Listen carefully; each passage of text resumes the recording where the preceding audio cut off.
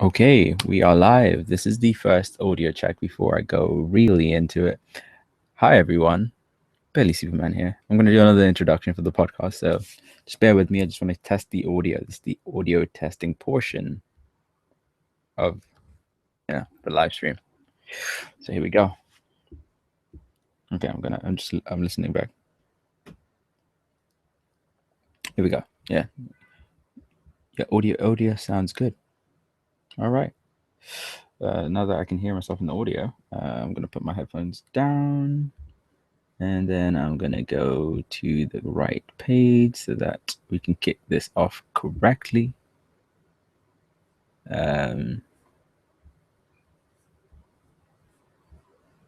Cool.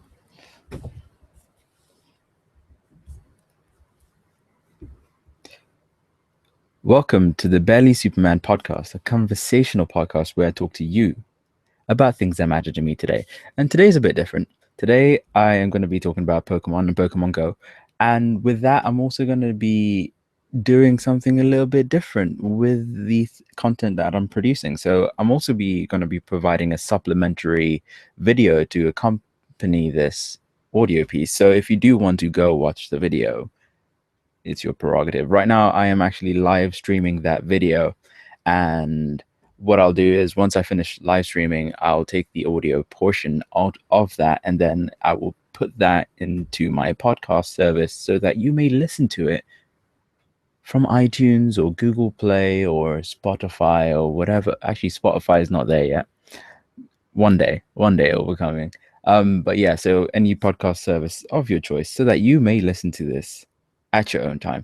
I don't know how long I'm going to go for, but the general structure is I'm going to be talking about Pokemon Go. I'm going to be talking about Pokemon in general, and then just as a fun little activity, I'm going to go through the first 150 Pokemon and talk about like the hidden naming conventions and maybe little puns that exist for that Pokemon, and maybe just little kind of secrets about those Pokemon. So let's do this. All right. Okay. So I'm going to activate the video. And as you know, when I activate the video, we go into a realm of infinite possibilities. LGI, let's get it. Let's go. All right. So what are Pokemon? Pokemon is a combination of two words, pocket and monsters. These are creatures that were developed by a company called Game Freak. Now, Game Freak was founded in 1989 and had developed games before that, before Pokemon, but it was only up to 1996 where they gained critical and mass success, mainly in Japan, because Game Freak and Nintendo at the time weren't sure that the concept of Pokemon would actually scale in a global perspective, especially in an American market, because RPGs were not really RPGs were not really found in America. Not JRPGs, Japanese role-playing games, is what that stands for. They found that it was JRPGs tend to be a lot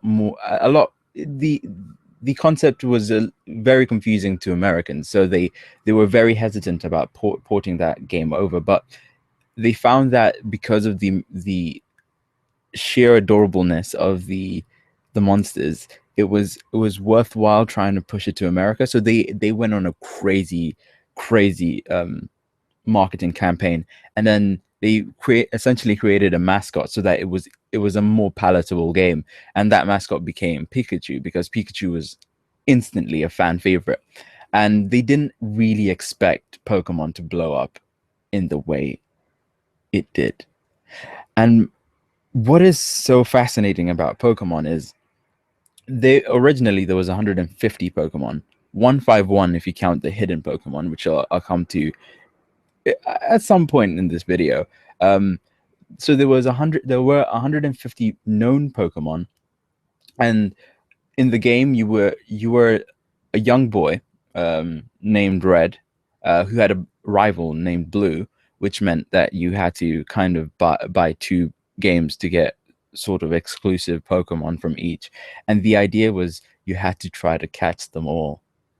That was the marketing slogan. You had to catch them all. There's 150. You have to catch them all, and it was, and not to kind of sully what Pokemon is, but Pokemon really is baby's first JRPG.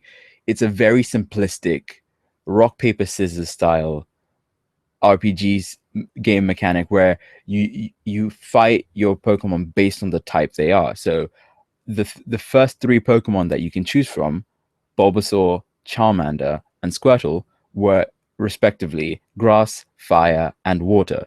So in the rock paper scissors mentality, fire is strong against grass.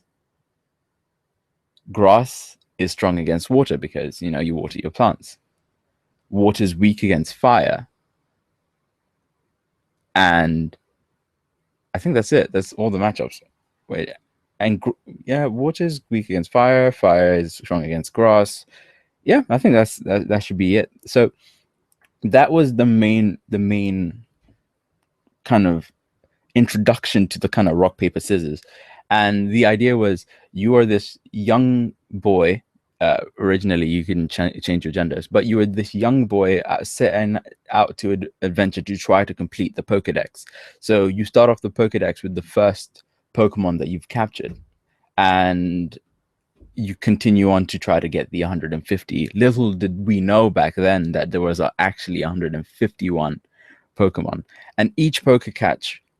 So the way it works is the game was all the Pokemon entries were silhouetted if you saw them, and or just had a number allocated to them. And once you caught that Pokemon, then you would fill that entry. So the idea of just collecting all of the Pokemon was it was so alluring, and it was so fantastic, and it caught on like wildfire. And just because of that mechanic and just how they marketed the game, and also the supplementary material coming from the anime, so that there was always content to keep people knowing about what Pokemon is.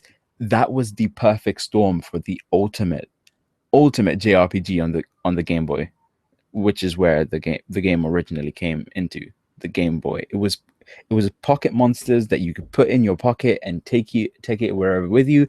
And the most fantastic thing about Pokemon was you could trade your Pokemon.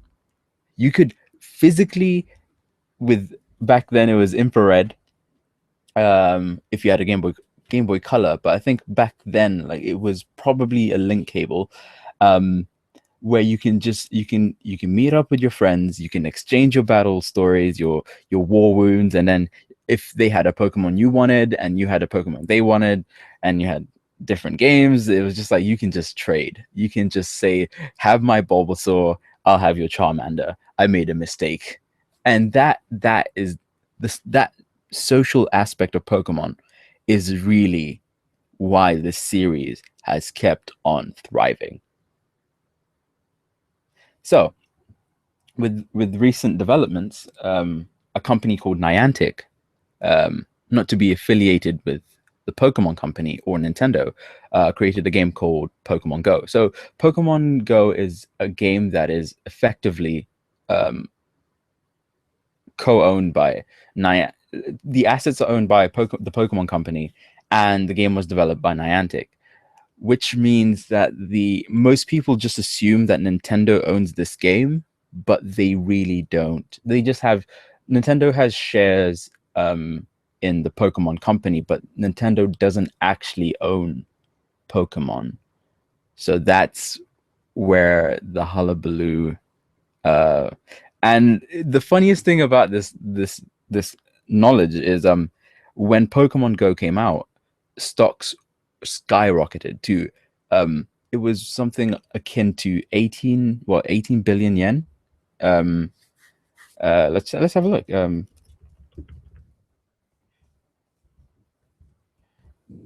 Here we go. All right. Right, yes. So added 7.5 billion yen, $7.5 billion, which is around 18 billion yen, if my math is correct, to Nintendo stock, which is the highest any company has ever achieved in Japan. But a few weeks later, when investors realized that Nintendo didn't actually own Pokemon and Pokemon Go subsequently, they the Nintendo stock actually plummeted quite a bit. And yeah, that's just a funny tidbit to yeah. So Pokemon Go came out and took the world by storm because it was the perfect blend of it came out at the perfect time, 20 years after the original Pokemon, and nostalgia was hot. The first trailer was amazing. It showcased this idea that the idea that most people playing Pokemon were waiting for, the idea that the Pokemon would be in the real world. Now that in itself is such an alluring uh, prospect that it was hard for anyone who loved the series or anyone who was new to the series to not want to check out. And this app blew up. I mean, it went crazy. Everyone downloaded it. It was the top app on every app store, and it's the fire still burns. And that is not a Team Valor reference, but I'll come to the Team Valor part in a bit. But it was so big at the time that there was no one who wasn't covering it. But has that changed? And the answer really is yes. Not as many people are playing the game because of the way it's designed, and it's sad to say that the game is not really that. It's not really a game because the Pokemon that you do catch in the real world are there's an oversaturation of a few Pokemon. So in London, you're more likely to find there's an overabundance of Pidgeys, Rattatas, Drowsies, Sparrows. I mean, these are Pokemon that are so common to the point where they flood uh, your your sightings list, and nothing new ever comes up. So the idea of trying to catch them all for someone who isn't a hardcore fan, that immediately drops off when you look at your map and there's nothing new, and you're essentially left there to think, what am I doing wrong? The other problem with the map is the way you find the Pokemon. It's not really a good system in trying to find the Pokemon, and I really will get into all of this. Um, and okay, the best way, just before I go into the negativity, let's talk about the positives. Let's talk about the positives. Or Pogo, as I like to call it. So I'm gonna jump into the app. So if you're watching the video, you can actually see what I'm doing. Right now, I'm just booting up the Niantic, the the Niantic Labs app, the Pokemon app, and with the recent update, is every time you open the app, it will tell you don't go into dangerous areas while playing Pokemon Go. This is really for um, the lawyers. It's for legal reasons. They put this so that they can say that they did their best to warn the players into not doing literally stupid things that I consider common sense. But yeah, let's do it. So once you've clicked away, the way it works is I'm going to go walk you through the menu. So you have on the left hand side is your profile and information about yourself, your level, your username. In the middle, you have the Pokeball, which is in itself a menu item. And then on the right hand side, you have the Pokemon near you. So what I'm going to do is I'm going to start with the one on the right hand side. So the way it works is there's one in beta. We'll talk about that in a bit. And there's what we have now, the sightings. Originally, it was there was the indication of how you found the Pokemon was there were steps according to where the Pokemon were. So the list was organized in closest to far, and each was allocated with a step. So if it's really near you, which is about it's 50 meters. Yeah, when it's 50 meters, it would have one step. if it's 100 meters, it'll be 2 steps, and if it's 150 meters, it'll be a 3-step Pokemon. However, it doesn't indicate the direction you have to go in that radius to find that particular Pokemon. So it could be 50 meters north, south, east, west, or any permutation of that in that radius. So that system was originally, it was a good kind of Marco Polo way of trying to get the Pokemon, but it was also very inefficient. But that system worked so much better than what happened next. So the with the I guess the popularity of Pokemon Go, they try to update and keep it as streamlined as possible, and by doing that, they actually broke the application, and every Pokemon thereafter was showing that it was 3 steps away. So there was no actual way to find the Pokemon that you needed at any given time. So it became difficult and frustrating, which led to the second resurgence of this app, which was the post tracker revolution. And by that I mean there were websites that were dedicated to actually helping users find the Pokemon they needed. The biggest example of this was PokeVision.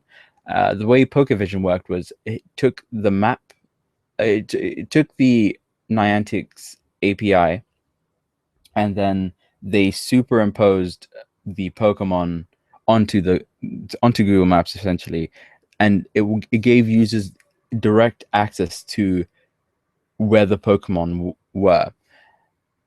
Now, there's always questions about whether this is cheating or not. So the idea of giving users a unique advantage of finding the Pokemon that they wouldn't have ever found, or they wouldn't have found outside the game telling them where the Pokemon is a concept that is seen as cheating. However, the way the game works is it never actually pinpoints to any new Pokemon. So theoretically, you can go about your day, play Pokemon Go the quote unquote fair way, and never actually catch the Pokemon that was near you because the map system is so broken.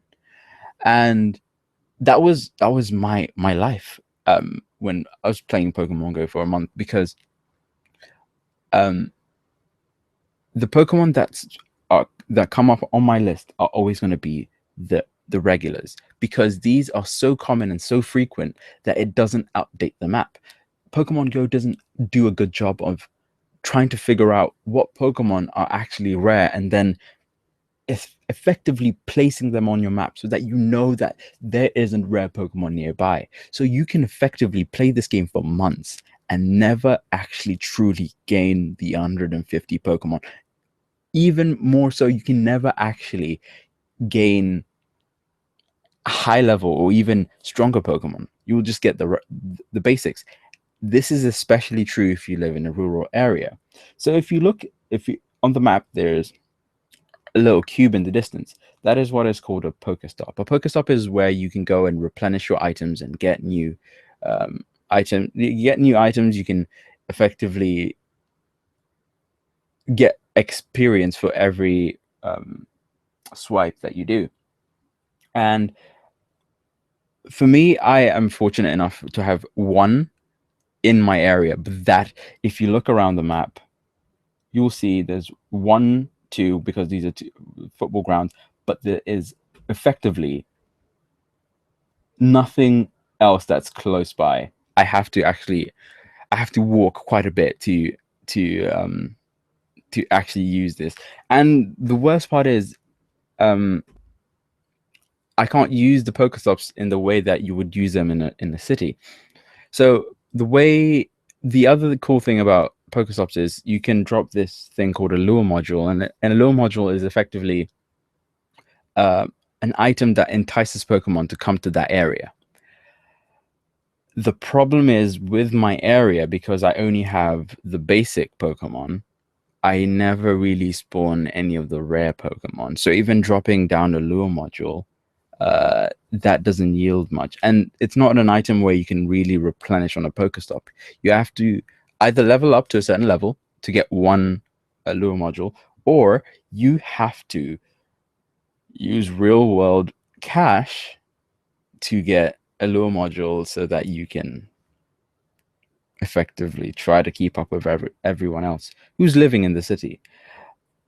Problem with this, well, problem with this is people that live in rural areas, they will never really have that much fun playing this game because of just the sparsity of the Pokemon and the fact that you can't actually ever really have a good time except using this game as a glorified pedometer. Really enjoy this game because you're not seeing any new Pokemon. It could be argued that you can actually go to battle in gyms and gain coins that way, but you can't, because of the sparsity of the Pokemon and because of the distribution of the teams, and the teams I'll come into in a second. You really can't even hold down multiple gyms because they're so far and wide, and because there's so many people concentrated to defending and battling for those gyms, you can never really hold one down. And people that have gone searching elsewhere have a distinct advantage because if you don't venture outside your, like for me, my county, I can never even take a gym, hold a gym, or even really do enough damage to a gym to even be of real assistance, which absolutely sucks. So, with that being said, what I'll try to do is right, here we go. Let's see. Nope, nothing. Okay, so the teams. There are 3 teams: red, blue, and yellow. Red is known as Team Valor. Oh, I was spacing out there for a second. Red is Team Valor, and they're represented by the Pokemon Moltres. I should have really done it in order. Blue is Mystic, and they are represented by the Pokemon Articuno, and Instinct is represented by Moltres. Oh, actually, maybe it's a good thing I did it in that order because then the fun stuff that I do later might not come up. So you effectively pick your team, and the team that you pick will dictate which gyms you take over. And a gym is effectively a common area where you can place your Pokemon and have a battle with the opposing team to claim that area as turf for your team. And the distribution at the moment is largely Mystic. So Mystic has the largest chunk, mainly because it's blue. It was in the center. There's a lot of psychology that goes around it. So Mystic is the largest team. Red or Valor is the second largest team, and Instinct is the smallest distribution of the team. And Mystic has had a resurgence recently. As you can see, the gym that's nearby on my map has a victory bell, which is impressive, a level 26 victory bell, and it's being held by one person, which means there's only one person that was able to plug in their Pokemon because Instinct, there's not that many Instinct people around. So that's that aspect of that. We've got the gym battling and doing all of that. When you defeat a gym and you put you can put your Pokemon there to hold that gym down and defend it. And when you do that, you can actually put in when you put in your Pokemon, you can claim a coin, and you get 10 coin 10 coin currency, Pokemon Go money terms, towards buying something from their shop. So effectively, if you claim a gym every day for 7 days, you'll have 70 coins. If you claim it for 8 days, that's 80 coins, and from that you can actually buy something, which is, I think you can buy a lucky egg, and you can buy a, let me have a look. the shop. So yeah, you can buy incense and a lucky egg at 80, and I think those are the lowest items that you can purchase. Is it great? No, no, because you can theoretically earn more money by holding down gyms for longer, but it's so unlikely unless you're Mystic that you can actually do that, because there's so many Mystic players, and they have a higher percentage of actually getting getting stronger Pokemon to hold down gyms. So unless you're Mystic, it's highly unlikely that you'll be holding down more than even 2 gyms. But even holding down 2 gyms is not enough to warrant another coin. You have to hold down 10. And as far as I know, I have not met anyone that's been able to hold down 10 gyms, especially in rural areas.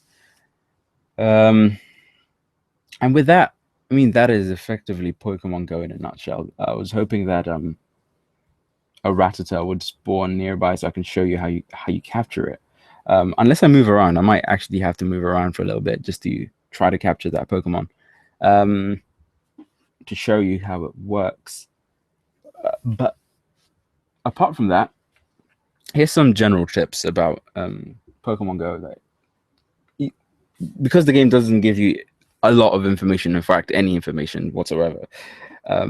These are just my general tips about playing Pokemon Go, and how to be really successful in trying to complete the Pokedex and having stronger Pokemon. Tip number 1: hunt in a pack. If you hunt alone, because of the nature of the sightings list and the nearby list, you do not know which direction the Pokemon will be in. So if you hunt in a pack, you can effectively split up and then go in all 4 directions and see whether the Pokemon disappears off of your map or not. And when it does, you call over your friends to come to where you are, and then you can all collectively catch the same Pokemon, because Pokemon spawn for around 15 minutes, but realistically it's 10 minutes before they disappear. So that's tip number 1. Tip number 2 is turn off AR. AR is augmented realities. The idea of showing your Pokemon in the real world, that is mainly so that it's easier to capture them, and also it saves on battery life. So turn off AR for maximizing on that. Turn off audio as well. Audio will help you. If you turn the audio off, it will help you sustain a lot more battery power than you do if you have audio on. So if you go into the settings, which is at the top right corner after you press the Pokeball, you can turn off the sound, the music, and the sound effects, which is what I'll do right now. You can keep sound effects, but again, you're just effectively wasting battery for no reason. Another tip that is at the same menu is turn on battery saver. Now, battery saver isn't effectively gonna do much, except for when you turn your phone upside down, it turns the screen black, and this saves battery because the screen is not constantly on. That is all battery saver really does. So I highly recommend it if you're a type of person who likes to just, for me, the way I play is I put the phone in my pocket. When the phone vibrates, I take it out, I catch the Pokemon, and I continue walking. And I use this as I said earlier, a glorified pedometer. So that's tip number, I think, 4. That's my 4th tip. Number 5, use raspberries. Raspberries can be found in the items page. And these are effectively to use to make the Pokemon comfortable so that you can catch them. Yeah, I don't know. It's the same concept of using a bait in hunting, I guess. Yeah, they will help you catch your Pokemon. Some Pokemon have higher fleeing rates than others, which means that they're more likely to run away from you when you're trying to catch them. But still, when you think you found a Pokemon that you really want, use the raspberries. So I think that was number 5. Number 6, You know what? I'm gonna switch it a bit more. All right, Stardust. I'm gonna use that as. I'm not gonna number them because I'm gonna lose track. So what is Stardust? And I'll go through my squad in a bit. Stardust is something that you accumulate when you catch Pokemon, and this is what is used to power up that Pokemon. Um, with that, you also have Candy, which I didn't talk about earlier. Candy is such a really cannibalistic way of playing this game, but with each Pokemon capture, you get you get you get three candies, and then you get a fourth candy for transferring that Pokemon back to the professor and to the lab for quote unquote research. Um, then you can use the candies that you have to either power up your Pokemon or evolve the Pokemon. And each Pokemon has different amount of candies that you need to one, power it up, and two, evolve it. That being said, there's also Stardust. So Stardust is allocated to powering up. With each Pokemon, there's a different allocation, and I'm gonna just jump down to, like, for example, the lowest Pokemon I have, like one of the lowest. Let's say Weeping Bell. Yeah. So Weeping Bell, as compared to Gyarados, has you need two candies with 22,000 rather than three candies, and I think 3,000 the previous one to power it up. And there is a meter at the top right under the CP. CP is combat points. The meter will fill up. When it fills up, you have to level up before you can try to fill it up again. So the advice is don't power up your Pokemon till you're higher level. And I know that kind of sucks, but my advice is really 15 level 15 onwards. You can do it at level 10, but you're really actually just wasting Stardust because each new catch will be more powerful the higher level you go. Some people say wait till level 20, but then I there's no point of just like existing in this world and never doing a gym battle until you get to level 20. So if you feel that you need to do it, I really strongly recommend at the very least 15, maybe 10. But at I mean 10 just to power up one Pokemon, but not multiple. So yeah, that's my advice. That's my advice. I'm gonna leave Weeping Bell up there because yeah, yes. Okay. Oh my god, I'm such a nerd. Um, Lucky Egg. You get a lucky egg, and I'll give you the full details on when you get certain items. A lucky egg is an item that is found in Pokemon to allow you to get double points. So each, and I can, let me give you the point breakdown right now. So 500 XP when you capture a new Pokemon or evolve. So double that if you're using the lucky egg. 200 XP if you hatch a Pokemon. 150 if you defend a gym. 100 XP if you catch a Pokemon. 100 XP also allocated when you have an excellent throw or battling a trainer. And 50 XP if you beat a Pokemon in a training gym, visit a Pokestop, and then 10 XP allocated to nice capture and a curveball. The captures are effectively when you see the Pokemon. It sucks that I'm not on the other side of the room so that I can actually spawn one. I might actually have to do that. But effectively, the idea is when you catch the Pokemon, it will have a ring around it, and the smaller the ring, the more XP you get. And then a curveball is when you throw a really fancy throw to that. Let me try this. Let's do this. What I'll try is I'll turn off video for a second. I'll be right back. Stop presenting. Let me try to spawn this Pokemon. I'll be right back. Right back. Okay. Is it here yet? No, nothing.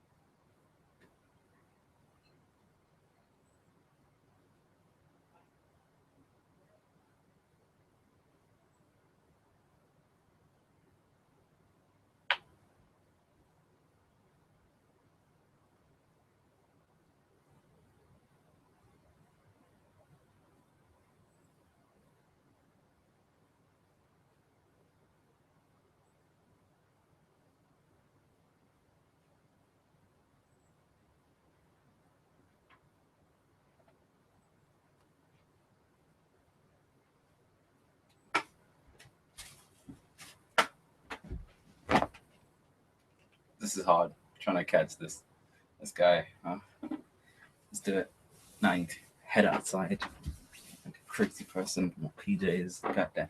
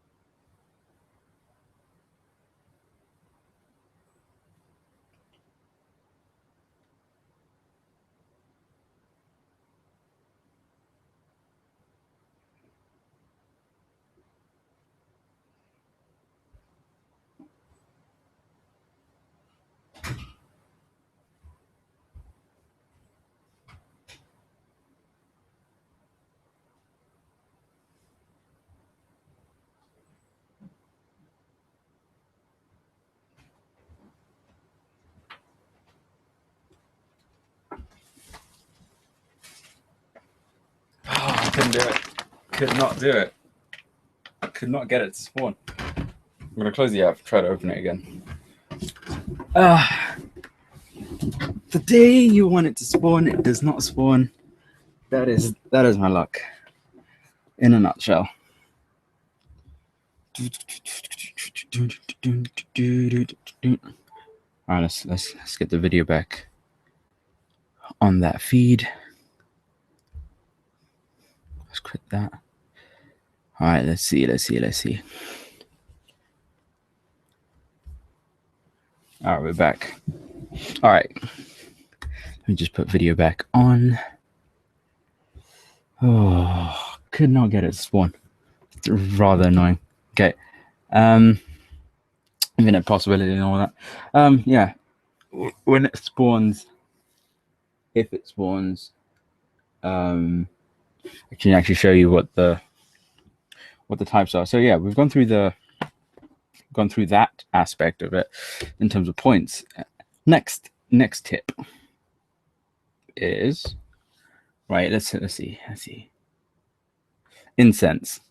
So the way it works is incense works like a lure module, but it, unlike a lure module which attracts Pokemon for everyone, which is a community-based item, incense works for you and you alone. So the Pokemon that you attract to you will only be available to you.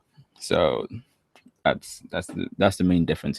But the other difference is, unlike a lure module where you have to go to a Pokestop to drop it down, with incense you can apply it to your character and you can effectively pull Pokemon to you. And the way it works is after every 5 minutes it generates a new Pokemon, unless you are actively moving. So if you're moving, you're effectively pushing your scent out to more Pokemon, and you attract more Pokemon with that. So that's how that works. So yeah, the advice is use incense when you're moving. I talked about gyms earlier, battling gyms and defending gyms. The idea and the recommendation is battle in teams. The more people you battle with, the more damage you do to that gym. So when you have two people battling, it'll show both of you attacking the same gym leaders at the same time. So the best way to do it is you both attack at the same time, so that you effectively share the workload and reduce the amount of damage that you actually receive yourself. The other thing is defending a gym. So the difference between defending a gym and actually claiming a gym is when you're defending a gym, you actually just use one Pokemon to level up your gym. The more you level up your gym, the higher the prestige. The higher the prestige, the more Pokemon you can have to it. The advice is, don't discard your lower CP Pokemon. Keep your lower CP Pokemon so you can get a higher XP bonus. if you use your high CP Pokemon to level up your gym, you are not benefiting that gym in any way, shape, or form. You have to use a lower CP Pokemon so that that prestige goes up much higher. That is the advice. Do that. And when you're battling, the advice is dodge twice right at the beginning, because every Pokemon attacks twice right at the beginning. And a key way to figure out how to dodge is there's going to be a yellow flash, and then you can dodge. That is true for everything. Each Pokemon really attacks every 2 seconds. You just have to know the battle animation for that Pokemon. And there are a few. I put a few sites in the description to help you actually find out that kind of information for yourself. So Trainer Tips. Trainer Tips is a great YouTube channel. Link is also in the description, that has a lot of information about Pokemon Go. So if you're really, really into trying to better yourself, like becoming better at the game, Trainer Tips is a great way to do that. The other channel that I have is More Ali A. Now, Ali A, I found him by accident. It was recommended to me on YouTube. But Ali A is primarily the reason I am motivated to catch Pokemon. Because for me personally, when I see someone who's doing significantly better than I am, I'm like, I can do that too. I can achieve this. And he is so positive and so happy most of the time that it's just so fun to watch someone having fun doing something that you kind of want to do the same thing. So yeah, that is my recommendation for YouTube channels. Go to watch More Ali A, subscribe to the channel, like the videos, comment on the videos, just have a good time. It's a great channel. You should be paying some respect. Come to the mafia, come to my house, you got a better respect. With Ali A, let's go back to the Pokemon. Nothing's spawned up. And the other tip to help you find Pokemon, especially if you're in a rural area, is download Niantic Labs' previous app, Ingress. So let's do that. Let's go into Ingress. Let me show you why you should get this game. Ingress is the foundation for Pokemon Go. So all the data spawns, all of the capture rates, all of the Pokemon spawns are dictated mostly by Ingress. And the way Ingress works, let me just turn that off. The way you can use Ingress to help you out in catching Pokemon is you use the light spheres in Ingress. As you can see, the Pokemon I wanted to spawn was nearby, and that is where the Rattata is. So where the light, on screen there are a few light bulbs, light auras or whatever, and those are the light auras where the Pokemon is likely to exist. So if you're ever having problems finding Pokemon, just jump on Ingress, look at the light sources, and then go to that area and see and reopen a Pokemon Go to see if you can find it. And yeah, for me, these are the areas that I can effectively find Pokemon. And yeah, get Ingress. That is my advice if you're really having a tough time finding the Pokemon on maps. All right, let's go. Cool. So those are my tips for playing Pokemon Go. And with that, I'm gonna go for just a little bit more information. Knowledge can't hurt, yeah. So at level 20,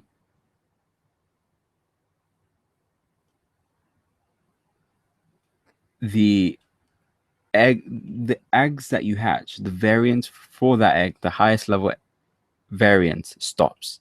So when you're level 20, doesn't matter if you're 21 or 29 or 40 or 39 or 32, weird order, but the eggs that you hatch, the maximum CP that you can get from those eggs is capped off because you've reached the highest point you can hatch from an egg.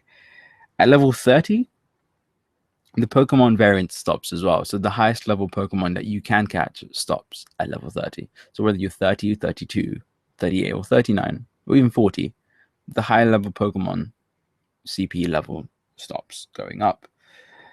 And finally, just so that you can realize how much of a grind getting to 40 is, to get to level 40, from 39 to 40, you need 5 million XP.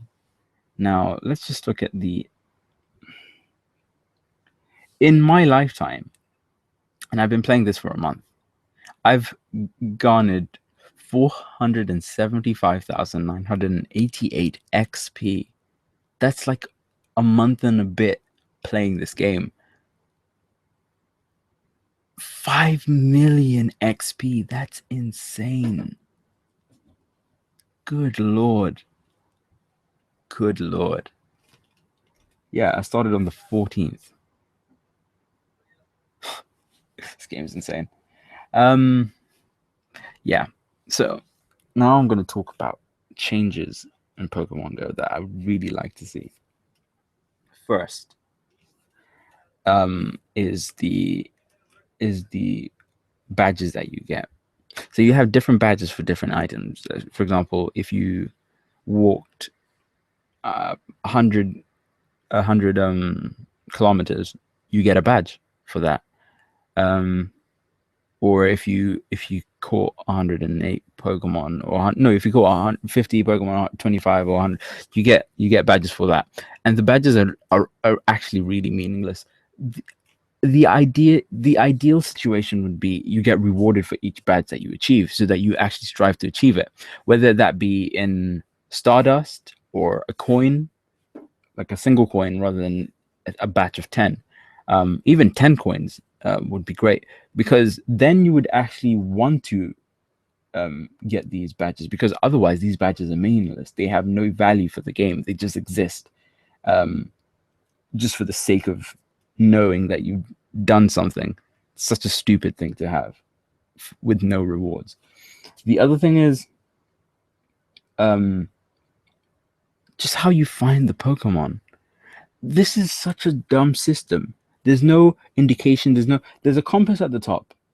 Why isn't there a link to that compass in the sighting? Why isn't there like an indication of, okay, this Pokemon is north of you or south of you, west, east, right? So that you can go in the right direction, rather than spending valuable minutes of your life just wandering, going up and down the same road, trying to figure out whether the Pokemon exists there or not. That is how you kill your fan base. Niantic fixed that. They've added a new feature which is called Nearby, which let's see if I can find it. Pokemon Nearby. Let's go to images. Nope. Sightings. Nope. That's not what I want. Nearby. Here we go. View image. So the way the new Nearby thing works, and it's being beta tested in California, San Francisco.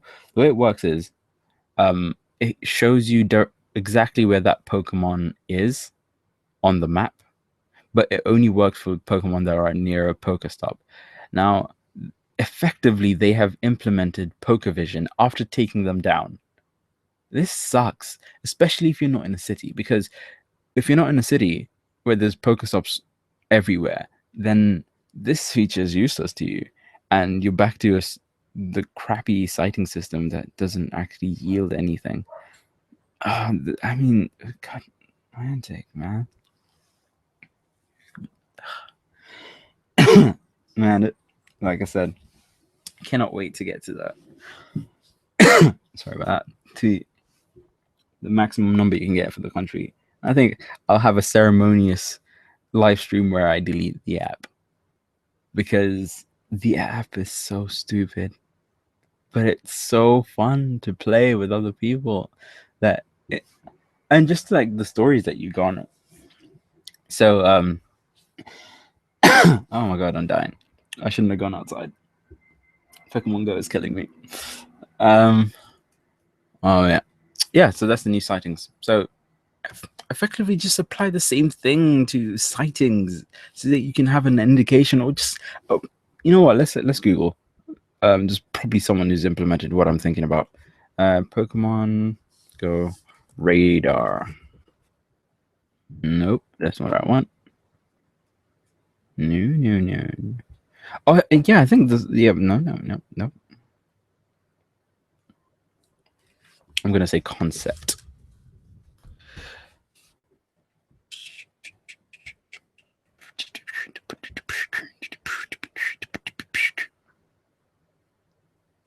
Let me go.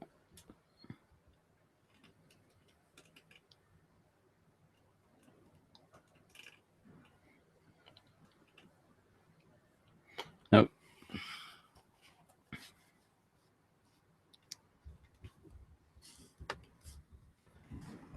Nearby concept. Nope. Hmm.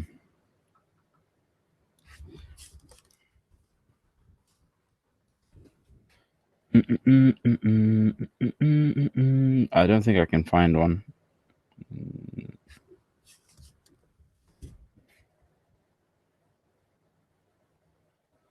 Nah.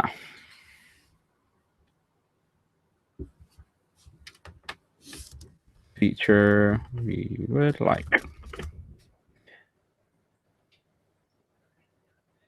Nope. Nope. Nope. Nope. Nope. Nope. Doesn't. No one has it. No one has it. Oh, it's a shame. It's a shame. But yeah, my idea would be each Pokemon would have effectively the compass around it, and then it would as you walk, the compass the compass would be allocated to each Pokemon so that you know in which direction you need to walk.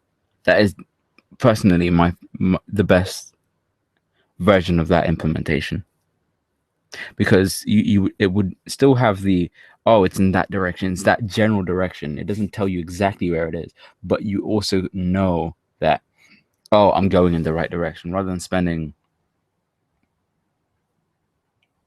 hours just walking up and down and never finding it, and then getting frustrated that you never found the thing that you wanted, and then leaving the app forever in the dust, the corners of the depths of hell where this tracking system belongs. Right, right. Feels good to vent out my frustrations. Um, but that pretty much is Pokemon in a nutshell. Now, I'm gonna go back to the app, show you some shortcuts. So, if you have the from the Pokeball, you can press and hold it and swipe in the direction. So if you press and hold and swipe right, it will go straight in the items menu. Why is this? Why is this a fun thing and a cool thing to have? When you've taken over a gym and people trying to put Pokemon into that gym, some people I like to call lurkers wait for you to take out that gym, then they put their own Pokemon in there. Then you have to do it all over again. These lurkers like Wagamama 123 that took over our gym after we spent a good 5 minutes trying to take down that gym, and then she just, oh, Wagamama 123, I'll never forget your face. I'll never forget your face with your cute ass white dress, and you are, there's a special place in hell waiting for you. Um yeah, so you can swipe in the direction. So if you swipe right, you go into the items, you swipe left, you go into your Pokemon. If you swipe up just slightly, you go into the shop, and if you swipe right all the way up to the Pokedex, you go into the Pokedex. If you press the button and press hold on the item, oops, if you go, yeah, if you press and hold, you can see that it highlights them. That's all that means. It's just tracking your finger movement, and you can see in the background that my finger is actually being tracked. It's very faint. It's a white ball that's following my finger around. So that's how you effectively go into the Pokemon. And since I'm done really talking about Pokemon Go, because Pokemon Go is really, it's an interesting app.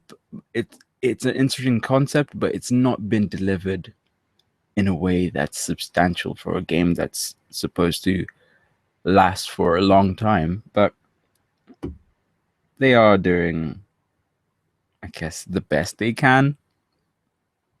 And what I wanted to do next was I wanted to go through the first 150 Pokemon. There's no way it's 9 o'clock. Is it 9 o'clock right now? It's midday. Why is it saying it's 9? Alright, let's have a look. Settings. What is going on? What is happening? I was like, what time is it? Oh dear.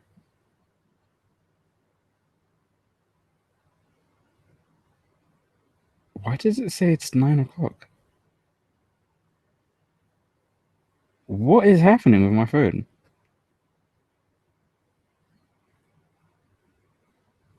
It's midday. London.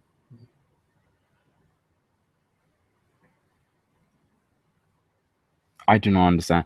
What I'll do is I'll probably end up updating my. Is this why I'm not catching Pokemon today? Let's close the app. Let's see if we could try to spawn that Pokemon so I can actually show you. Otherwise, I'm debating whether to buy a lure so that I can show you, but it's probably not worth it. Please be aware, Mr. Mime. What? Are you kidding me? All right, this is an interesting development right now. I might need to actually go outside again. The things I do for this. I might have to do a Mr. Mime live capture. Let's see. All right, I'm going out. Wish me luck. I'll be right back. I'm trying to catch this so you can catch it live. Here we go. I'm gonna do it. I'll be right back. I'll be right back. Oh dear. Oh dear. Oh dear. Oh dear.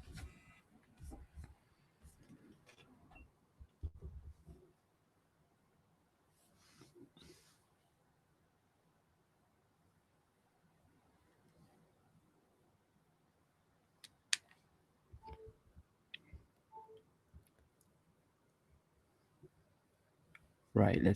I'm back. I'm gonna do desktop, start screen share, infinite possibilities. All right. I'm not gonna go out for Mr. Mime because Sparrow is close by. That's good enough.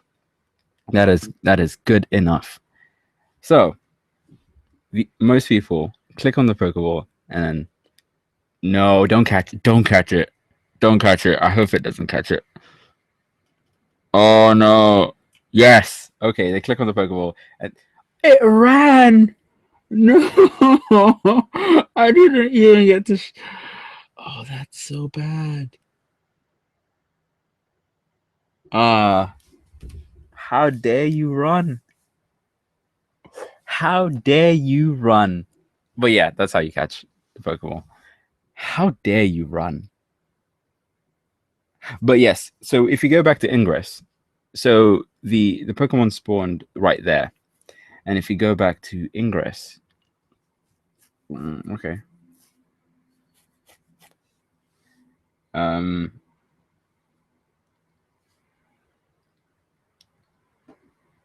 you can see in that area around me, is where a Pokemon is likely to spawn. But it's usually Rattatas, Pidgeys, and whatever nonsense that you decide to give me that day. But Mr. Mime. Okay. That is a rare sighting. I'm gonna screenshot that. Why did I screenshot it? I'm doing a live stream. What is wrong with me? Yeah, let's go. Yeah, with that. At least I showed you how how the capturing works. Oh, good lord. Let's go through the Pokemon. Okay, so the first one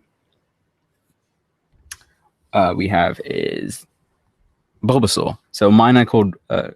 I'm keeping to the first 150 theme of giving them like nicknames that have a effectively pun or like something witty about them.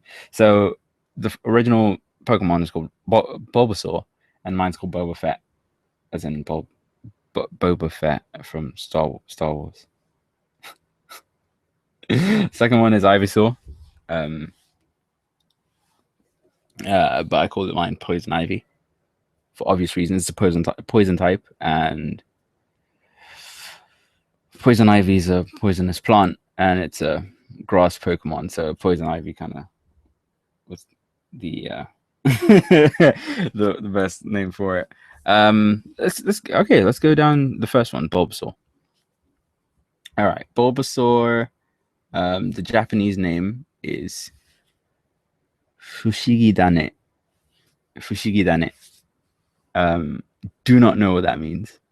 It's written in katakana, so it's written in katakana, so it's not a Japanese word. So it means like it's a blending of two words. So let's have a look at why it's called Fushigi Dane. Fushigi Dane. All right. Obviously, the Bulbasaur is a combination of bulb and saur, as in ancient for lizard, or like dinosaur. Fushigi Dane literally means, "Isn't it strange?" and is also a pun on Fushigi Dane, which is a mysterious bulb, which is very interesting. Did not know that. Did not know that. Right, cool. That was Bulbasaur. Let's have a look at the next one, Ivysaur. Right, Ivysaur, Fushigiso, or Fushigiso. Fushigiso. Okay, Ivysaur, Fushigiso. Let's have a look. Oh, what did I just do? Right, let's have a look. Let's have a look. Why is it called Ivysaur? So, the name is a combination of ivy, wood, as in the plant, and saur as in lizard. Again, for the English version, Fushigiso is can be taken to mean it seems strange. So, isn't it strange? And then it seems strange, and then Fushigiso is like strange grass is the if or like it's the other alternative when you look at the kanji. Kanji being the Chinese characters in Japanese. That's interesting. So isn't it strange? Is it strange? And Venusaur is a Pokemon that I don't have, which is the final evolution of Bulbasaur, and it's Fushigibana. That's awesome, Fushigibana. So Venus, as in the Venus flytrap, is why it's called it, because of its opening plant on its back looking like a Venus flytrap, or venom. Could be because it's a poison type, and then obviously saur as in lizard, Greek for lizard, and Fushigibana is a pan on Fushigi no Hana, Hana being a flower, so a strange flower. So is it strange? Isn't it strange? Oh, it's a strange flower. That's cool because you don't know what's. That's awesome. That's pretty lit. Let's go to the next. No, no, no. Okay, I'll load the page again. Charmander. Let's go. Let's go. Let's do it. Let's do it. Charmander. Hitokage. Kage. Hito. All right. If I'm gonna read like my basic, Hito means human. Kage means shadow. That is my basic knowledge. Let's see if I'm any. But Hitokage, I don't know what that would be in Japanese. Like, is that a word in itself?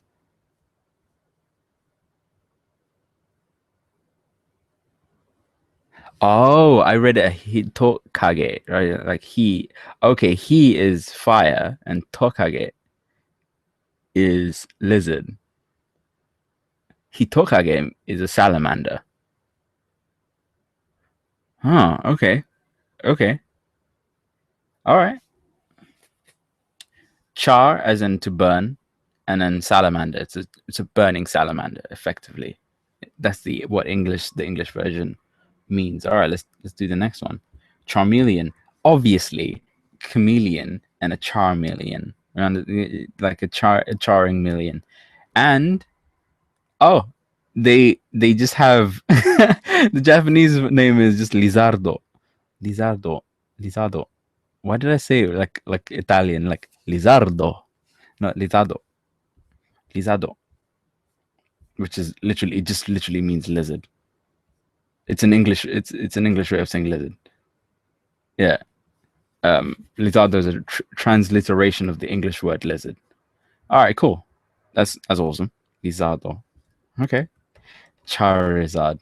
Charizardo. Lizardon. Okay, I did not expect that.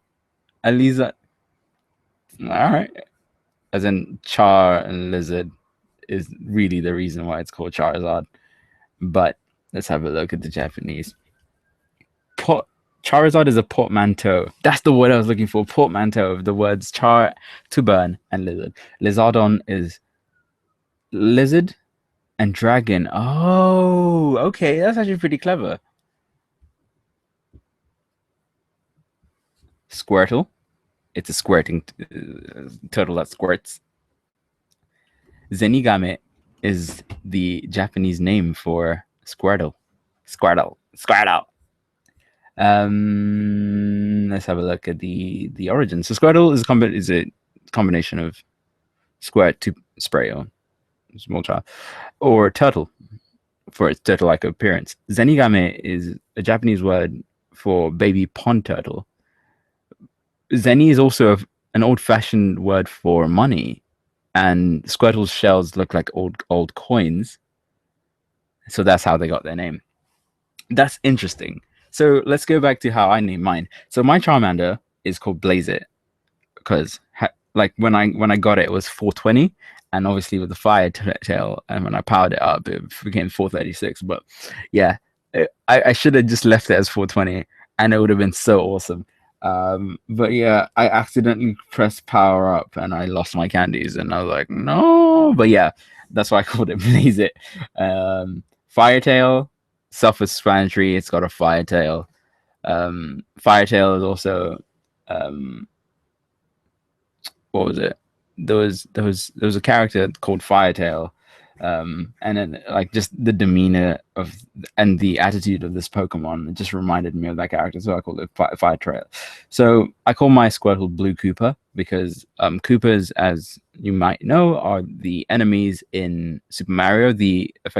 Like the turtle things, and even Bowser is a Koopa. He's King Koopa.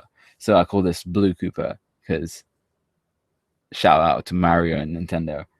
Um, let's go down to the next one. I'm gonna do this for 150. Let's do it. Let's do it. It's exciting times, mate. This Mr. Mime's still on my list. I cannot believe it. Look at it. There we go. Sphero come back again.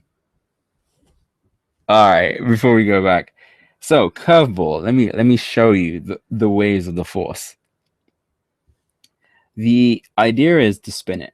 So if you spin it anti-clockwise, you're supposed to throw it this direction. If you spin it clockwise, you throw it in that direction. Most people spin it from the middle and then throw it, but because it's a curveball, it might overshoot. What you want to do is spin it in one of the corners. So if you're going to spin it to the right, spin it anti-clockwise and then throw it to the side, as you saw with that amazing flick of that wrist. I'm gonna raspberry it up a little bit to show you what the raspberry does as well. So it's a 338 Pokemon, and the ring is now orange. So if it's a green ring, it means that you're gonna catch it easily. If it's orange ring, it's gonna be a harder catch. If it's red, good luck. God damn it! I accidentally let go. Let it go. Oh, how is that not great? How is that not great? But it's okay. It's okay. One. Ooh. So when it gets feisty like this, you got to raspberry it up. Just give it a little bit of raspberry. And when you go to high levels, you'll have different Pokeballs. You have Pokeball, which is a regular one, a Great Ball, and an Ultra Ball. There's no way in hell I'm using an Ultra Ball for this. I'm going to use a Great Ball. And all right, here we go. One. Ooh, this is a feisty one.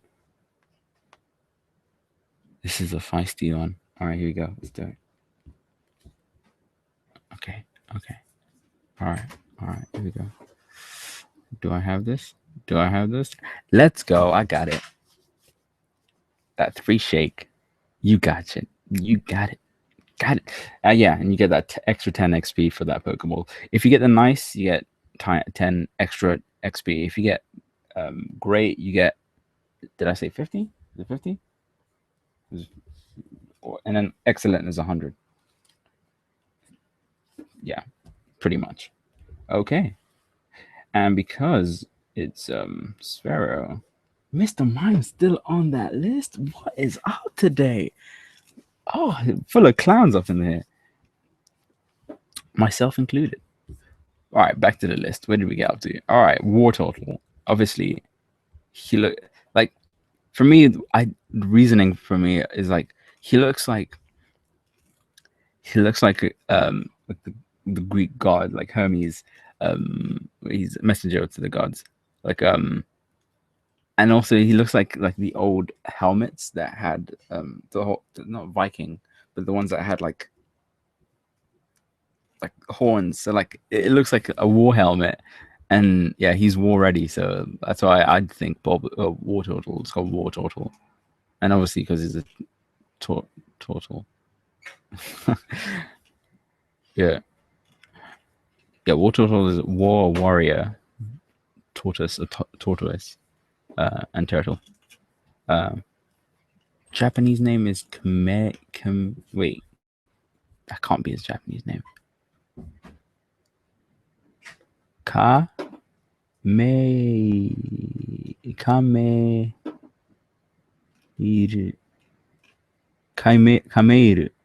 Kameiru. Kameiru. Okay, let's have a look. Why is he called Kameiru? Kame is turtle, obviously. Kamehameha. Combination of tail, Kame and tail.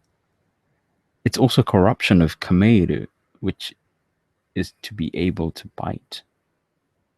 Interesting. Very interesting. Cool. My war turtle is called I think Turtle of War. That's mine. Look at it. Such a beast. Yes. Yes. Okay. And then you got Blastoise. The final evolution. Look at that beast. Kamex. Yeah. All right, let's have a look. Why is it Kamex? Oh, Kame, obviously. Oh, it could be like a mech. Maybe. Oh, that'd be awesome. Like it looks like he's wearing a mech suit. Maybe that's the reason. No, these are just Blastoise is a combination of blast and tortoise. Blastoise. Or tortoise if you say it like the scientific way. And then Kamex, Kame, and Maximum. Possibly Maximum.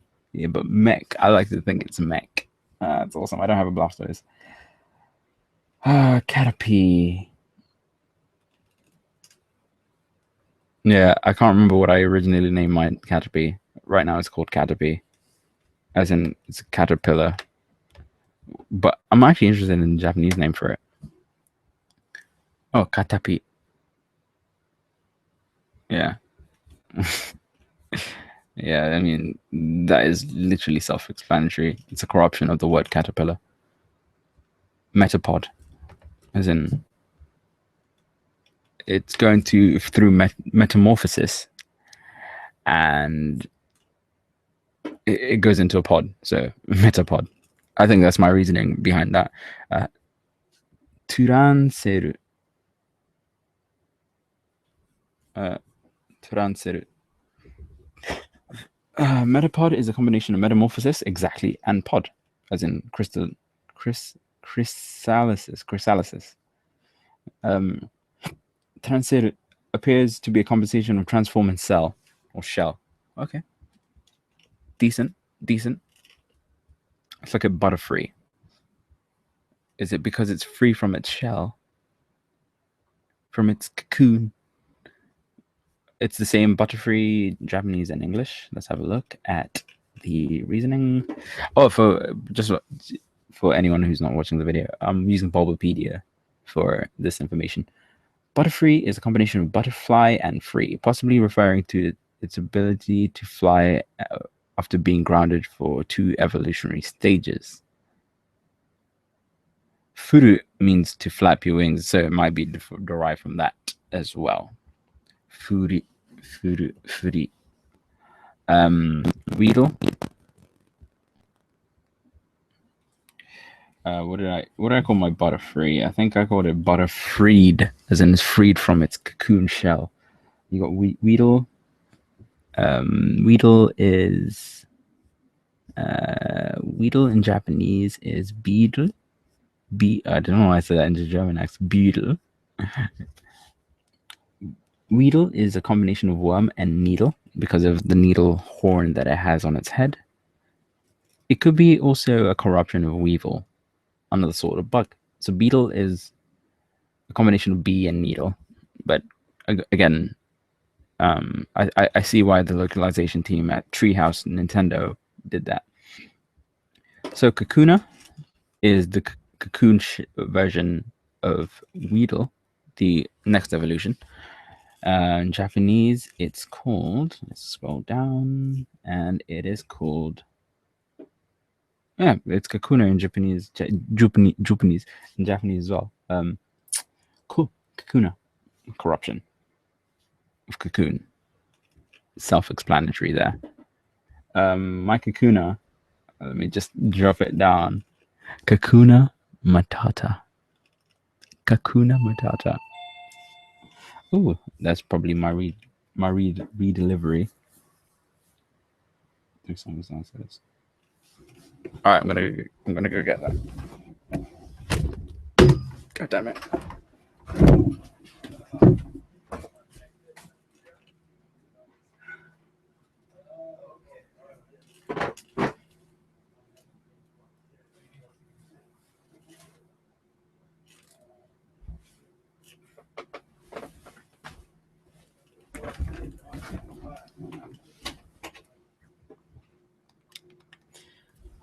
Oh, what a hard life. What a hard life you live. Ah, there we go, Kakuna Matata. Let me fix the mic. It's falling down. Oh, good lord. All right, Kakuna. Beedrill, because he has drills on his arms. Spear is the Japanese. Isn't spear. Spear. Yeah, Beedrill is bee and drill because it's needle arms and drills. Spear refers to its stingers. The reverse is apis, and it's a genus of honeybee. Very clever Japanese. Very clever. God damn it. All right, fine.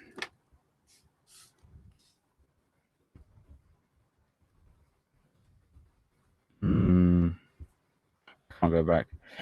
All right, in Generation 1.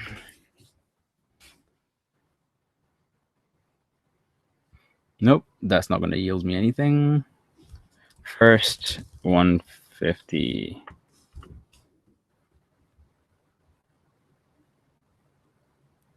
Oh my gosh, National Pokedex, let's do it. Can I do Generation 1? Can I say Pokedex? I don't remember how I got to this version. I might have to edit this heavily on the audio side. Let's have a look. Pokedex. Really? Cool. Did I click on Generation 1? Yeah. Wait, need something? My Spotify. Oh, okay. If you can drop your phone. Okay. Can I go to Pokedex entries? I've lost it. No. Kanto, Johto, Pikachu, I choose you.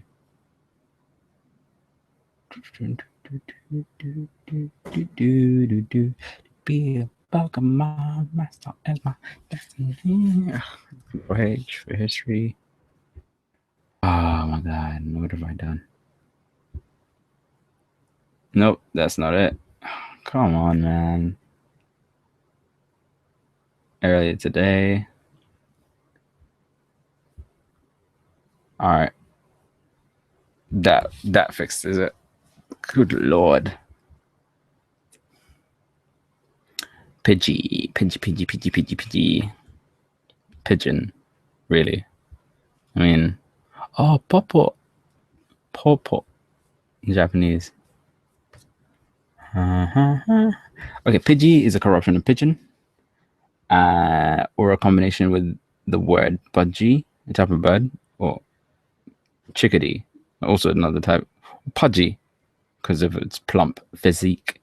Popo refers to the onomatopoeia that a pigeon's pop. And that might sound weird, but like I guarantee you, onomatopoeia of animals in different countries changes. Like there was a crow in Japan when I was there that sounded like a laughing old man. It's the weirdest thing. How different animals are affected by the environment. Okay, so you got Pidgey, my boy Pidgey. The evolution, which always confused me, Pidgeotto. Pidgeotto. Oh, in Japanese, he's just called Pigeon. Swear down. That is awesome. Pidgeotto is a combination, a corruption of pigeon and Dakota, which is Italian for 18, which is the level of which Pidgey evolves at, which is why it's called Pidgeotto. Okay. All right. Lilienthal, pioneer unpowered heavier than air flight. Like pigeon is literally pigeon in Japanese. Oh my god. Thanks for that tidbit. And the final evolution is Pidgeot. That always breaks me. It should be Pidgeotto, but whatever. Yeah, Japanese Pidgeot as well. So there's no change there. Despite its name, its appearance and behavior did not resemble a pigeon so much as bird of prey. So particularly eagle, osprey, or falcon, and particularly shiny, blah blah blah blah. So Pidgeot and Pidgeot are combinations of pigeon and jet. I would not have guessed that one. I was hoping for something more fleshed out. Ratata or Ratata. Oh, in Japanese, Korata. All right. We're learning stuff today. Korata.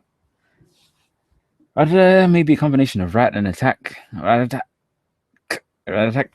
The prototype name was Rat Attack. It's also an incorporation onomatopoeia of rat atat. Korata is a combination of ko, as in child, and rata. Raticate's Japanese name. So it's a child rat. It's a child raticate. Okay. Very clever. For some of the Japanese ones, I'm preferring those explanations and puns. Rata, obviously, as I said, Raticate is the final evolution of Ratata. Gratata. Ratata. Actually, yeah. What did I call my Ratata? My Ratata is Gratata. Let me change that now. It was Gratata before, but before I evolved it, there we go. Gratata. As in a famous vine of a guy in front of his mirror, like with a semi-automatic. He's like, that fufu lame shit, I done with it. I took a shot at your fitty. Swag, bitch. That is the line that was used in that vine. So That's why I call it gratata.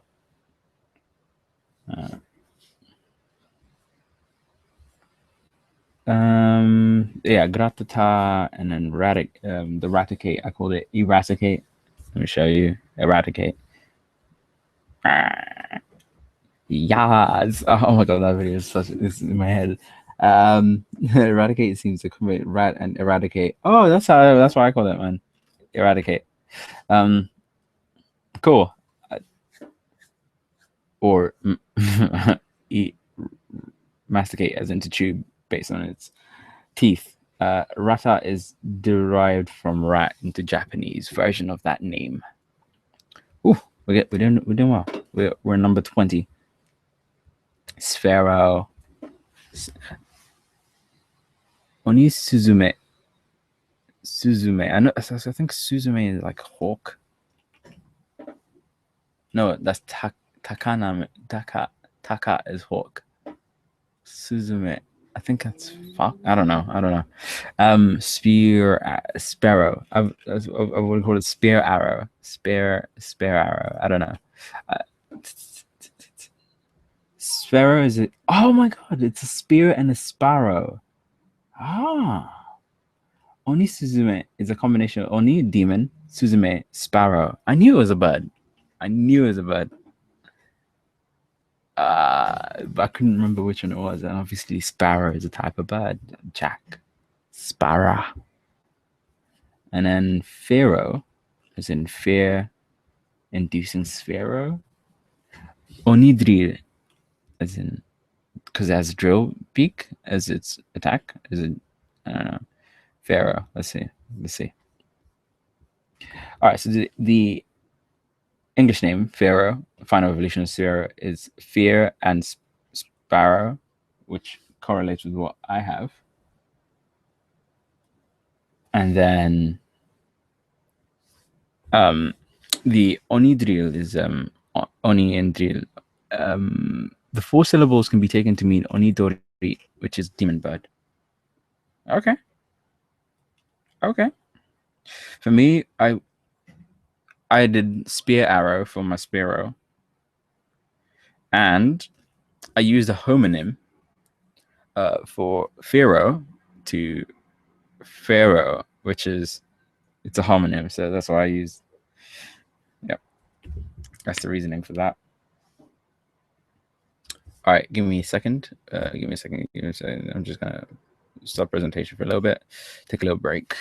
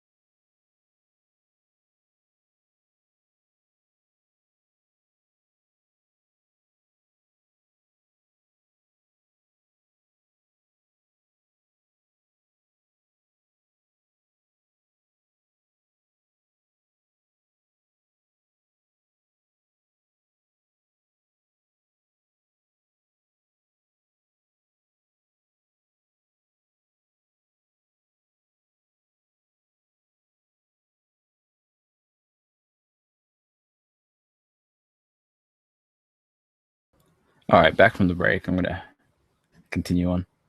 Why not? Start the desktop share. We're back. We're doing it. Ooh, it's time. Infinite possibilities. You know how it goes. Yeah. Just put that away. All right. So we did Pharaoh, and then now I'm gonna do ecans or ekans, as some people like to say. In Japanese, it's called arbo. I keep rolling my R's. Abo. Abo. It's because I see the English version and then I use it. Yeah, I'm gonna just read the Japanese from now on because they're all in katakana, so I can actually read it. Abo, as in shortened for Arbok, maybe. But ecans is actually snake spelt backwards. You can snake spell backwards, and ar arbor is a arbor is a arbor in Japanese. It's A and then BO, and then that's backwards. It's a boa. Boa is a boa constrictor. Is the type of snake. Very clever, both of you. Very clever. Pokemon.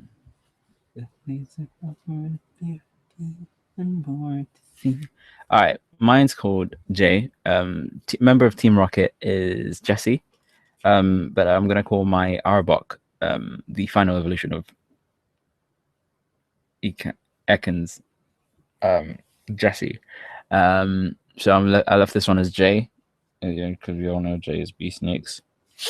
What up? I threw some shade. What's up? Come at me. Yeah, Arbok is a corruption and backwards spelling of Cobra. What up? Arbok is definitely the Japanese version name. Cobra spelled backwards with a K instead of a C. Additionally, Arbok relates to the pre-evolution Arbor, which is a boa constrictor. Arbor. Pikachu. Right. Pika means light. In Japanese, and Chu is a type of rodent. If I remember my Japanese correctly. Let's see if it, yeah, so it's same. Pikachu is the same Japanese and English. Pikachu is a pika pika, which is an onomatopoeia of sparkling, diffraction of light, blah blah blah blah. Well, pika pika pika no mi, like in One Piece, and then choo choo is a sound of squeaking. Yeah, it's which is why you have Choo Choo Rocket, the video game. This is how I learn my Japanese. Raichu, as in light, light. I'm just guessing at this point, but let's see. Let's see. What's the Bulbapedia say? It's company will Rai, as in thunder. Oh, okay. I have a deeper respect for Raichu now. Okay, that is awesome. Did my Safari just freeze? God damn it. God damn it. All right, what I'm gonna do? I'm gonna stop the presentation for a little bit.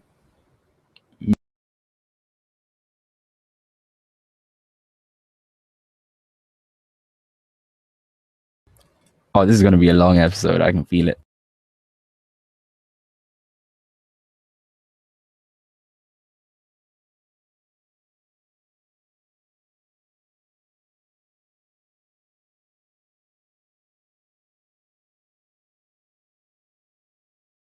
Okay, I fixed it. We're back.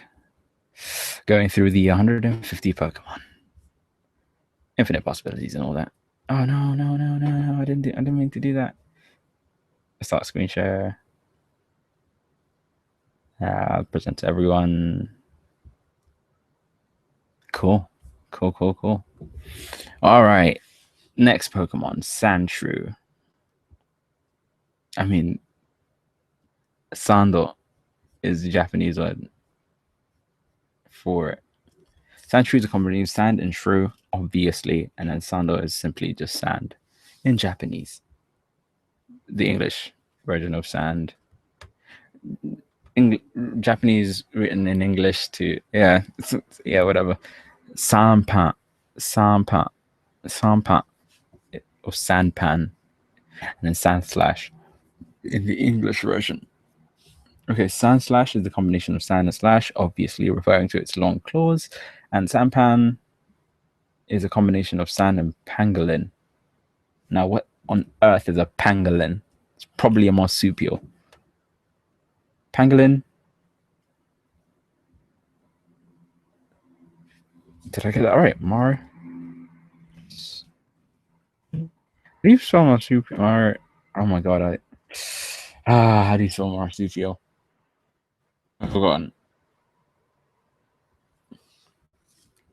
Marsupial.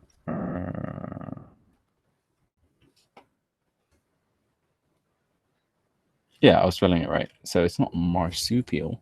It is a. It's in the Chordata class. Schneider Mammalia.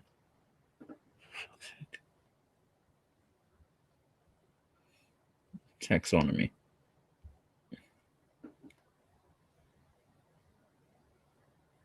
That does not help me at all. It's in the same class as anteaters, so whatever. It's not marsupial. What are anteaters? And sloths. Sloths. Okay, cool. That's a thing that I just learned. Nidoran.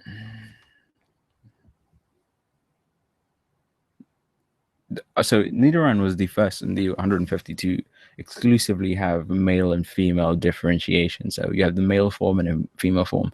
The first two Nidoran are called Nidoran both for male and female, but differentiated by the male and female symbol. I'm talking about the Nidoran female at the moment, which is a more bluer in nature. Nidoran may be derived from needle. It may also come from synotide, syn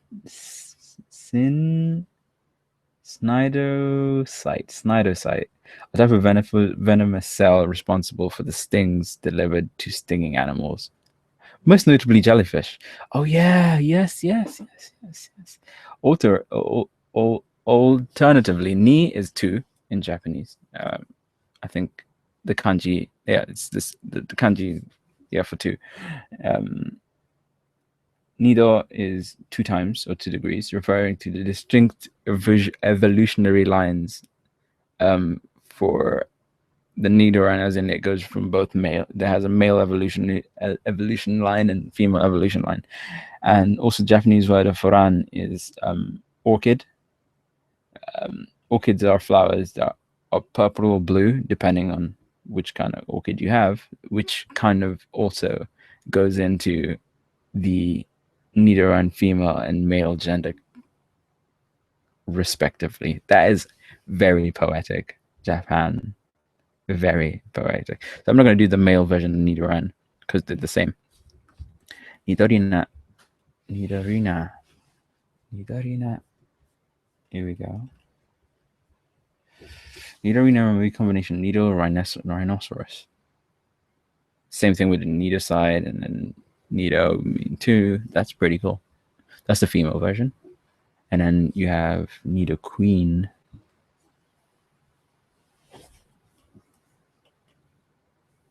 Did I miss a Pokemon? Pikachu. Did I miss a Pikachu? Oh, I missed my Pikachu. Okay, and my sand. Nido Queen. Obviously, because it's the final evolution. Queen. Yeah, Needle and Queen. Obviously, self-explanatory. And then for the male is Nidoran, Nidorino. Nidorino being the O is like Italian, like when you have. I think so. We can have a look. Things that ended O. Italian. Oh no, it was a Spanish. It's Spanish. As in, yeah, words ending with O usually indicate that it's male in gender. So that one I think I knew that one. So my Pikachu is called Fluffy, as in from Gabriel Iglesias. They call him Pikachu, so my Pikachu is homage to my boy Gabriel Iglesias. My Sandshrew is Sahara because of Sahara Desert, and it's a desert Pokemon. Oh V. Oh my god, did I delete the other one? So I think I called it originally. Oh, what did I name them originally? Oh yes. So this one was supposed to be Nido Juliet. Nido Juliet. And the male version is Nido Romeo.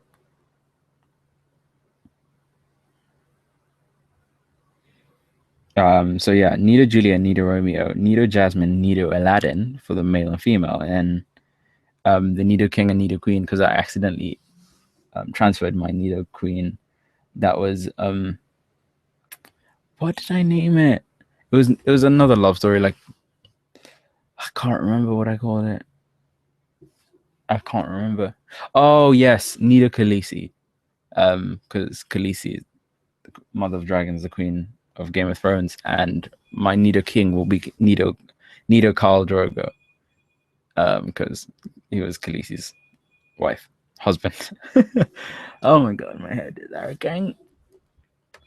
I'm only on 35. Good lord. We'll see how far we get. I might not do all of them. Clefairy. Oh my god, that's my phone, my tablet, everything's falling apart. So is my life. Clefairy. PP in Japanese. Oh, let's find out why.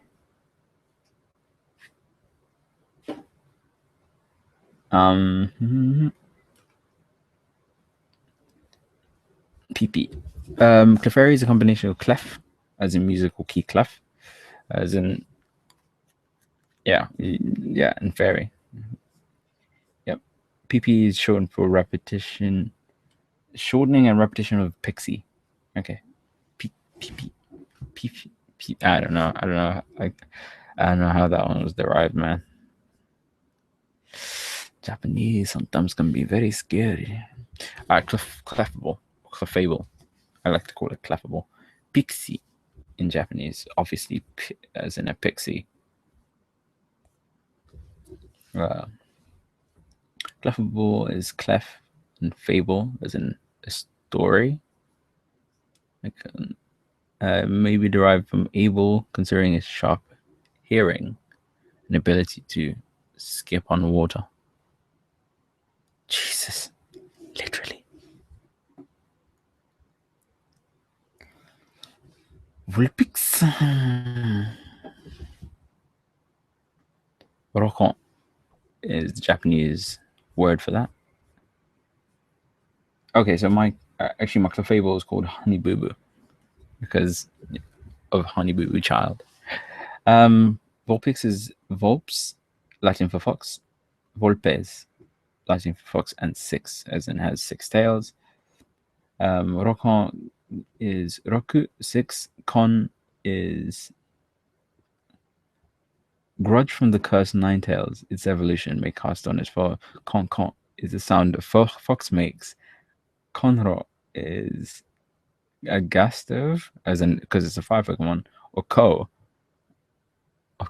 is an alternative reading for Kitsune, which is fox. Wow. Impressive.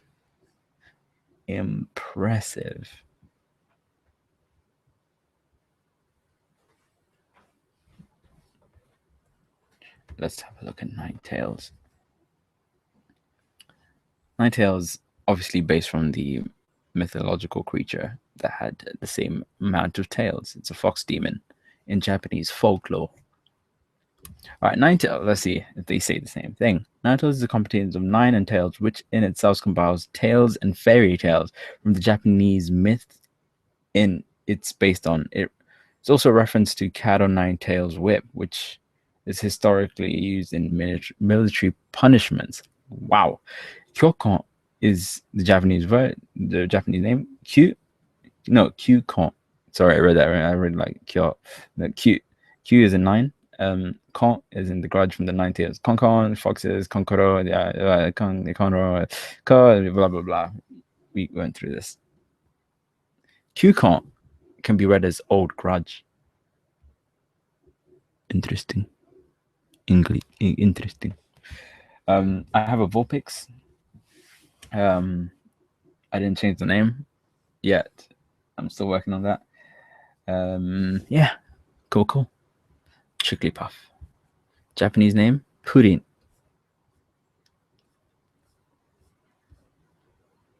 Jigglypuff is a combination Jiggly and Puff because of its wobbly shape. Purin is referring to the Pokemon's soft body, and it's a corruption of Fusen, which is balloon, and Fukureru,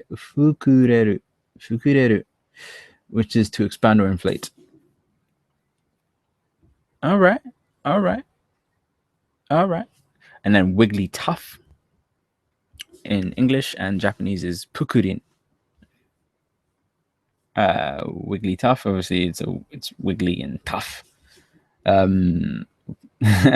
Pukurin is a form of puri puri, which is to huff, and kuri kuri, to be big and round, and also from puku puku, as in cute and chubby or puffed up. Also a corruption of purin, which is pudding, and also a combination of fusen and fukureru, which is to fusen being balloon and fukureru to expand or inflate.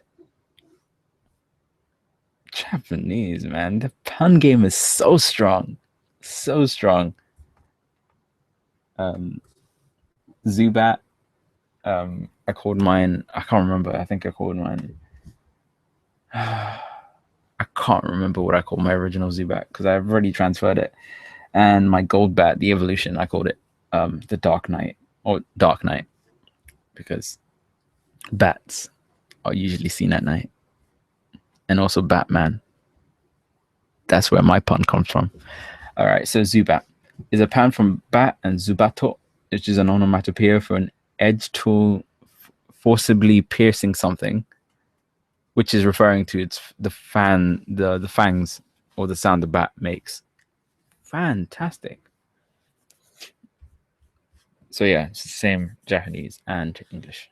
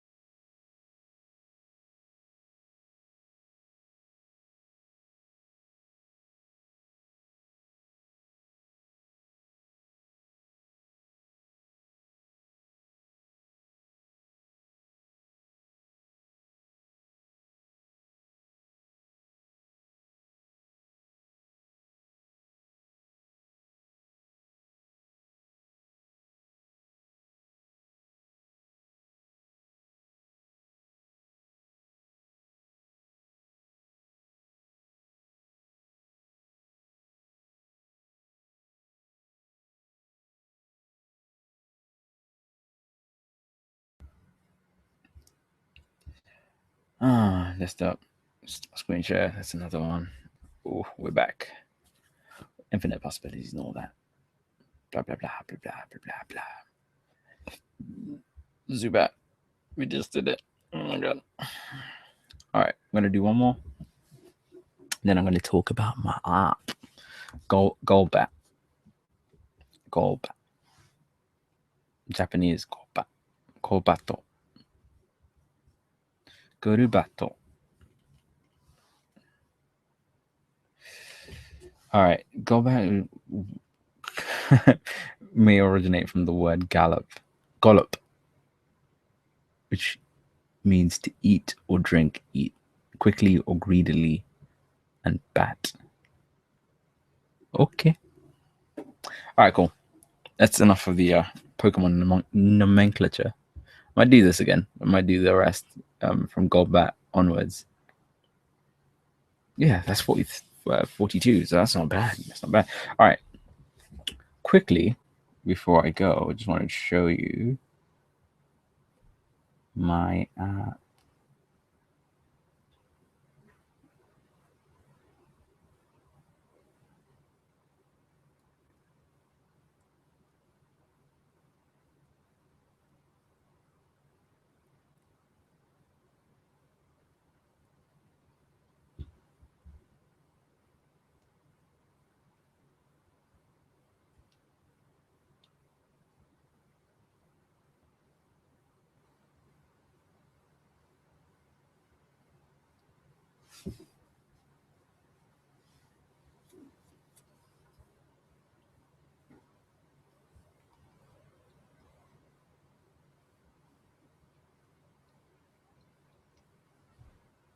All right, cool. Nearly there.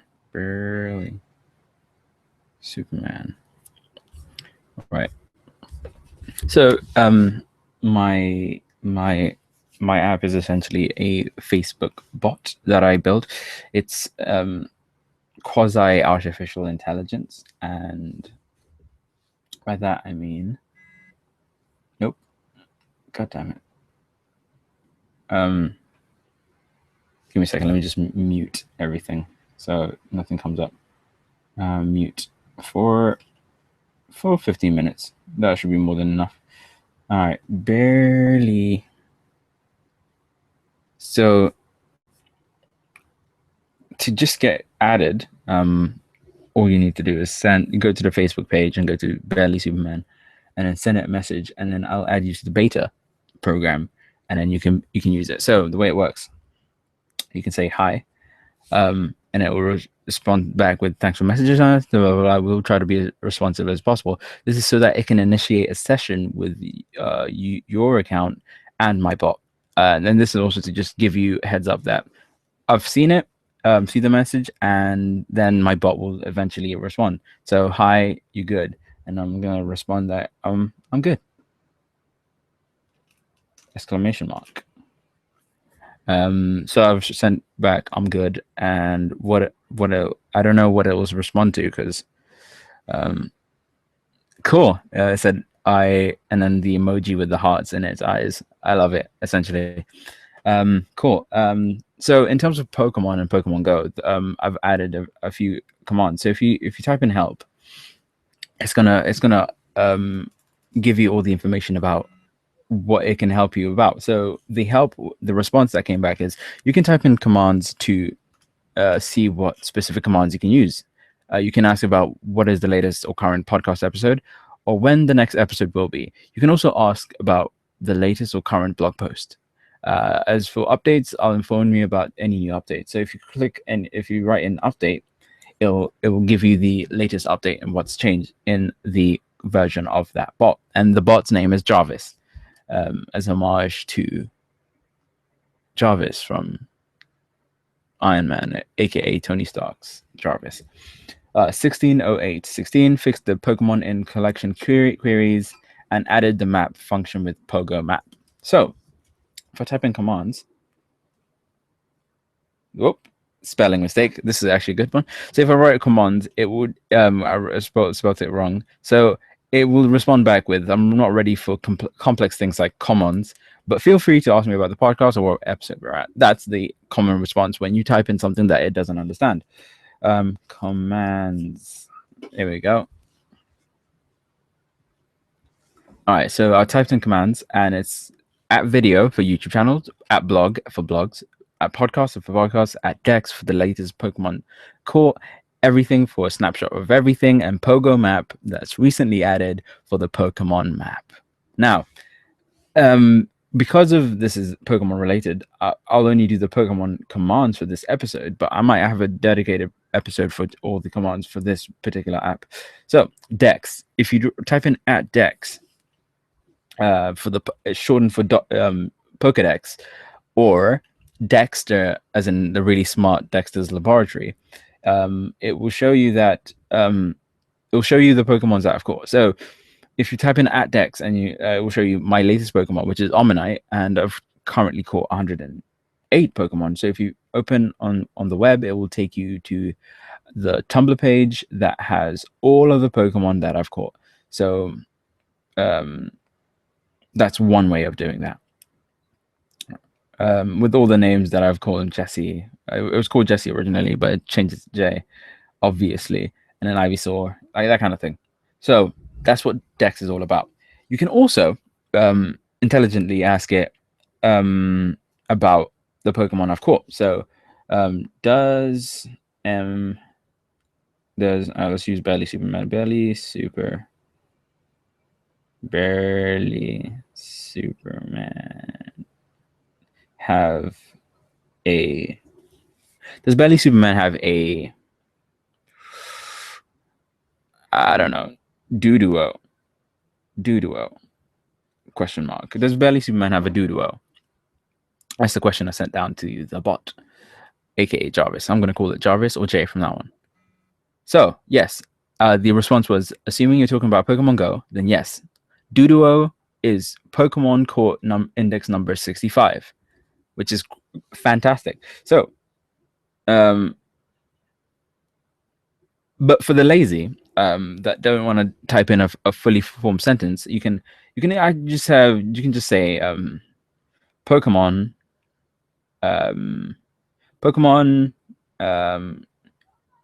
Gyarados. Now it doesn't matter whether it's capital or also doesn't, you don't need to put a question mark, but it obviously makes sense to put a question mark.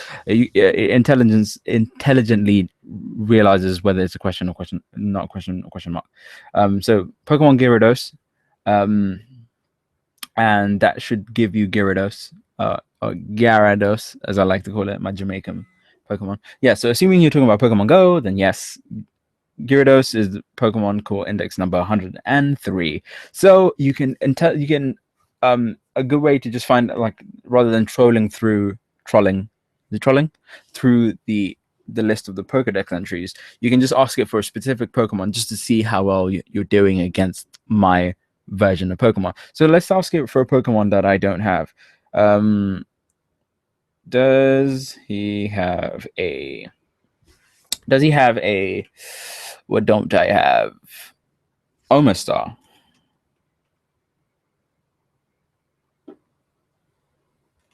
Do I have Omastar? No, I don't. So it should say no. It's blunt like that. No, I don't have one. I don't have an Omastar. It sucks, I know. So yeah, that is that search function. So that's really nice. It took a while to implement, but it's there, and I'm so happy. So what were the other commands? Let's type in commands. Oh yes, Pogo Map. That's the last version. That's the last Pokemon dedicated aspect.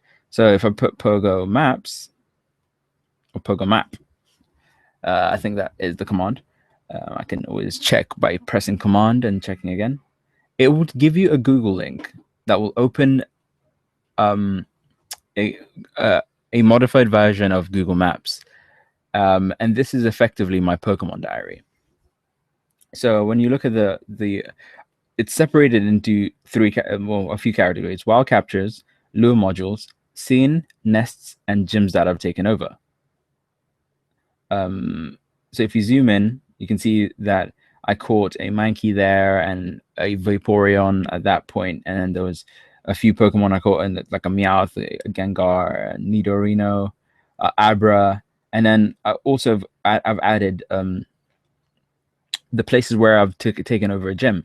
So when you click on that and click on Winchester City Mill, I also insert the photo of the Pokemon that I captured, just so that it's kind of like me taking over the land, and I feel like Christopher Columbus. It's a nice feeling to have. So let's go back to the maps. Let's go back into the maps. So right now, I don't know why I've set. I may have accidentally set it to open in Winchester, but yes. So I've also added nests. So when you click on the nest, for example, you can see that in Holland Park, that's a Bulbasaur nest. So this is a really handy map to have if you're having troubles finding the Pokemon that you need. I've included all the the handy maps and nests of the locations where you can find the Pokemon. So if you ever do want to go Pokemon hunting, just get that Belly Superman bot, load it up onto your Facebook Messenger, just hit up the nests and see where that takes you.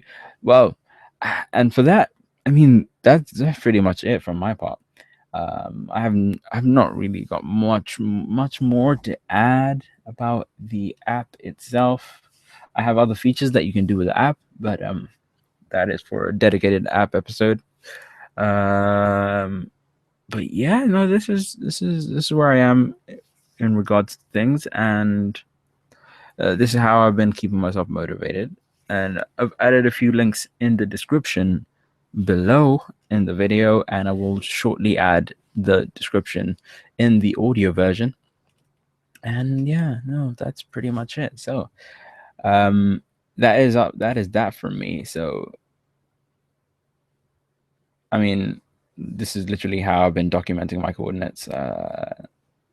I just literally write down the coordinates of where I capture them, and then I post them forward. That is literally how I do it. So yeah, that's great. And yeah, it's been really fun trying to find new ways to actually keep myself entertained while playing Pokemon Go, because Pokemon Go as an app in itself is not very entertaining, but it's the things that you do to keep yourself entertained that really matter, and that applies to anything in life. So with that being said, it was fun. And as you can see, this is the realm of infinite possibilities, and it's been fun doing this. I really want to go through the other Pokemon, but it's been so good. It's been so good. I didn't get that Mr. Mime, but I already have one, so it's all good. But you saw it. Mr. Mime was on my list live on this live stream. Is so good. So good. All right. Anyway, I'm out. Peace out. What up? Take care. See you later.